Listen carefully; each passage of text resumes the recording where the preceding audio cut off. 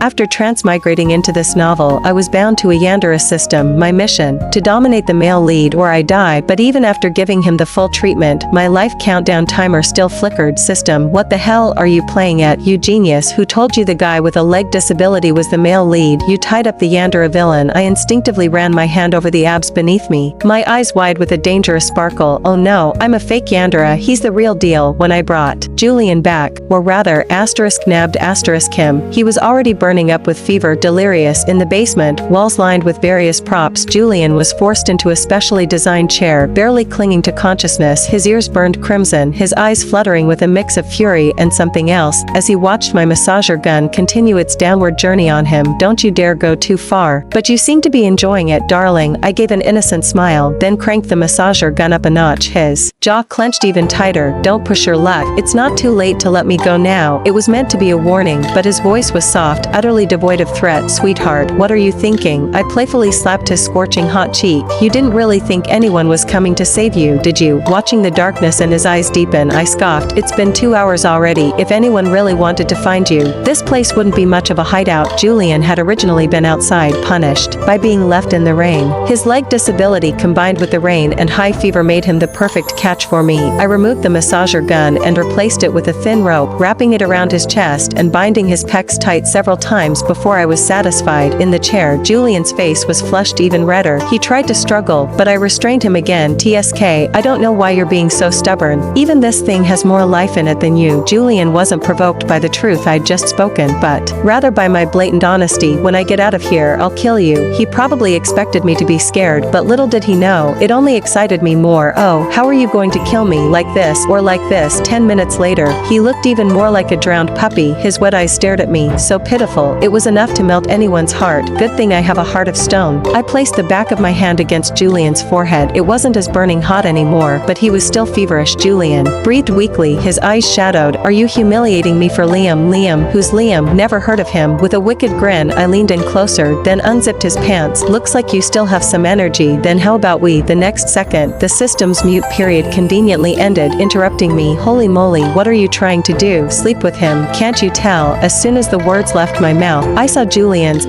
greatness and my eyes widened. Whoa, even disabled, he's this potent, as expected of the male lead. I knew what you were trying to do. That's why I wanted to warn you. Shush, no talking during the show. I found the system too noisy, so I muted it again for 24 hours before it could finish. As for whether I'd need longer, that depended on my performance later. The rain outside made the air humid. The basement lights stayed on, casting flickering shadows. When I finally dragged myself up, my body felt like it had been run over by a truck. There wasn't a single spot that wasn't sore. Who would have thought that the initially frail, beautiful man would break free halfway through our session and then reveal his fangs? I glanced at the scattered items on the floor, feeling like I'd broken 5 fingers. Then I looked at Julian, who was deeply asleep from exhaustion, his fever completely gone. I silently wondered, my pathetic life should be safe now, right? But the next second, I saw my life countdown timer in the nearby mirror. 48 hours remaining. I immediately unmuted the system to get an explanation. System, what the hell are you playing at? Didn't I already force love the male lead? You genius, who told you the guy with a leg disability was the male lead? No, he's still a handsome, strong, tragic figure whose leg disabled and was thrown out to suffer in the rain. Enough, you tied up the Yandere villain. I immediately felt Julian's abs again, my eyes sparkling. Oh no, I'm a fake Yandere, he's the real deal. Why are you excited? The villain turns you into a delightful little collector's item later on. My hand trembled, but I transmigrated as the female lead. In most novels, don't the male lead and male second lead love the female lead to death? The system scoffed. In this book, the original female lead, in her desperate attempt to win the male lead's love, not only forcefully took what she wanted from him but also ruthlessly targeted the villain who threatened the male lead's position. As a result, she was targeted by the villain who straight up slaughtered her as a sacrifice. It was only then that the male lead, who originally detested the female lead, finally realized his love for her. Filled with remorse, he ensured the villain received a life sentence. Wow, what a damn twisted plot. After hearing the system's summary of the plot, the only person I felt sorry for was myself. So, who's the real male lead? The system sighed, looking utterly exasperated. The male lead is obviously the female lead's fiancé, but wasn't Julian my fiancé? When I transmigrated, it happened to be the day the original female lead returned from abroad. I only remembered standing at the front gate of the Thompson family mansion when the system told me that the house next door belonged to my fiancé. Then I pointed to the man sitting in a wheelchair, getting drenched in the rain, and asked who he was. The system system said, "That's Julian, come on, childhood friend and fiancé, *+ keys disabled, talk about a male lead jackpot." So, without a second thought, to save my sorry ass, I immediately rescued Julian, who was feverish from the rain. The system tried to stop me during the process, but I muted it before it could say anything. And that's how everything before this happened. The system's furious roar echoed in my head. "You're the death of me. Your fiancé is Julian's uncle. His name is Liam." I hesitated, then am I? Yes. "You defiled your future nephew." In the end, I sent Julian back exactly as I found him, threatening him to keep quiet about everything, or I'd post his unflattering photos all over the internet. He first laughed, but it was a cold, enraged laugh, before he gritted his teeth and agreed,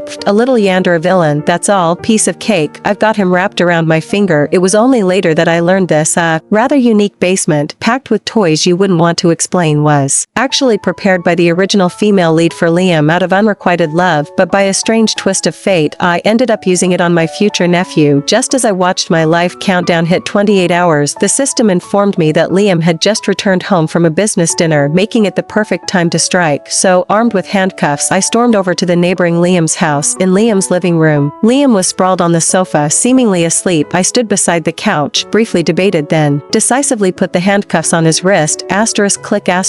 The cold touch finally made Liam realize something was wrong. A sharp, chilling glint flickered in his narrow eyes as they opened, then softened back to their usual gentle, somewhat hazy warmth. "Chloe, when did you come back? That's not important. What's important is," I jingled the silver handcuffs, smiling sweetly, "are you going to let me sleep with you or not?" The warmth in Liam's eyes cooled a few degrees, but his expression remained gentle. "Don't be ridiculous." I frowned. Honestly, I didn't like the way he was looking at me right now, so with my free hand, I grabbed his tie, then climbed onto the sofa, leaning in over him. "You don't want to, that's fine, just relax, honey, no need for you to do anything." As I said this, my fingers traced the prominent vein down his neck. "Chloe Thompson, is this how you've been studying abroad for the past year?" Liam's face darkened. He turned his head away, snatching my naughty hand. His grip on my hand was surprisingly strong. I raised an eyebrow, thinking Julian was much more obedient, but then Liam said, "There's a limit to your mischief, Chloe. We're already engaged. What are you still shy about?" I should have just kidnapped him back to the basement, then he wouldn't have so much to say, but Liam's brows furrowed even deeper, and I was already losing my patience. My hand deftly slipped free from his grip, and I immediately tore open his shirt. The next second, my hand immediately reached out, touching his bare chest, but suddenly, I heard a click, and then my eyes were momentarily blinded by a flash. Both Liam and I froze, then turned our heads in unison to the source. It was Julian, holding up his phone, taking our picture. "TSK, future auntie has so much energy at night, doesn't she?" My hand, resting on Liam's pecs, stiffened. I silently vowed that Julian had better not push me to post his pictures online, but while I was distracted, Liam abruptly shoved me aside. "Chloe, unlock these handcuffs." Thanks to Julian's little interruption, I failed to pounce on the male lead, so I had no choice but to leave, disappointed, with my handcuffs still on. But as I reached Liam's front door, a sudden realization hit me. Maybe I should bring a stun gun next time. After I left, the uncle and nephew in the living room were locked in a silent standoff. Julian, still in his wheelchair, idly playing with his phone, propped his other hand under his chin, observing his uncle with a leisurely, almost smug air. By now, Liam had straightened his clothes. "Delete the photo. What's wrong?" "Afraid I'll secretly send it to her." Liam's fingers twitched, neither admitting nor denying anything, but the look in his eyes towards Julian was icy. The overhead light illuminated half of Julian's